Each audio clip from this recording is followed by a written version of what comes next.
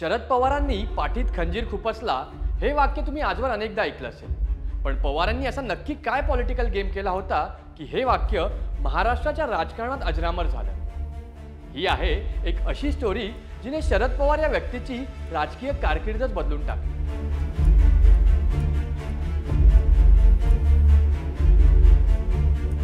ही story सुरू होते emergency पासून।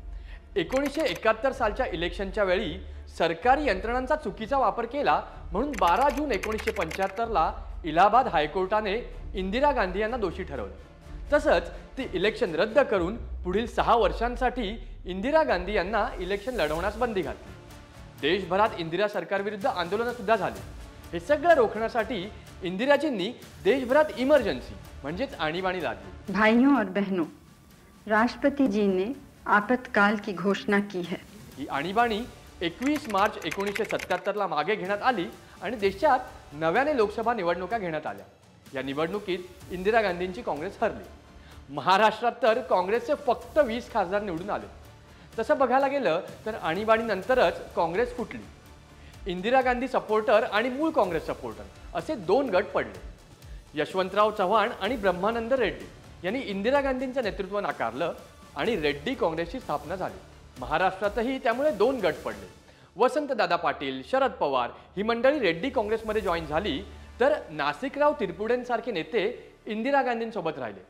पण इंटरेस्टिंग गोष्ट म्हणजे महाराष्ट्राच्या जनतेने 1978 मध्ये झालेल्या या निवडणुकात काँग्रेसच्या दोन्ही गटांना नाकारलं आणि जनता पक्ष विजयी ठरला। जनता पक्ष एकीकडे विजयी ठरला, पण त्यांच्याकडे मेजॉरिटी नव्हती। मंडळी, गंमत बघा, राजकारण कसं असतं। जनतेने ज्यांना मतं दिली नाही तेच काँग्रेसचे 2 फुटलेले गट एकत्र आले आणि त्यांनी सत्ता स्थापन केली।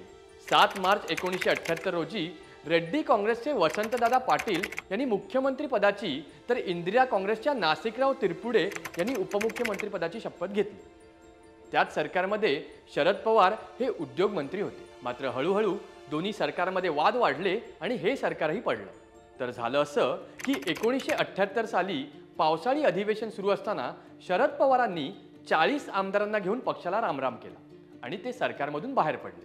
त्यावेळी सुशीलकुमार शिंदे, सुंदरराव सोळंके आणि दत्ता मोघे यांसारखे मंत्री पवारांसोबत होते।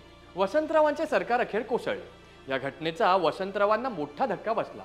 पवारांनी माझ्या पाठीत खंजीर खुपसला अशी जळजळीत प्रतिक्रिया त्यावेळेला त्यांनी दिली। तर अशी आहे एकूण स्टोरी।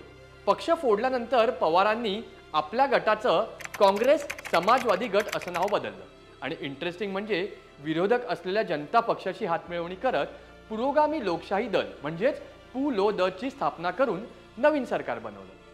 हा पवारांचा बेस्ट पॉलिटिकल गेम ठरला आणि वयाच्या अवघ्या 38व्या वर्षी ते महाराष्ट्राचे मुख्यमंत्री झाले आणि केवळ महाराष्ट्राचेच नव्हे तर देशातलेही पहिले तरुण मुख्यमंत्री ठरले।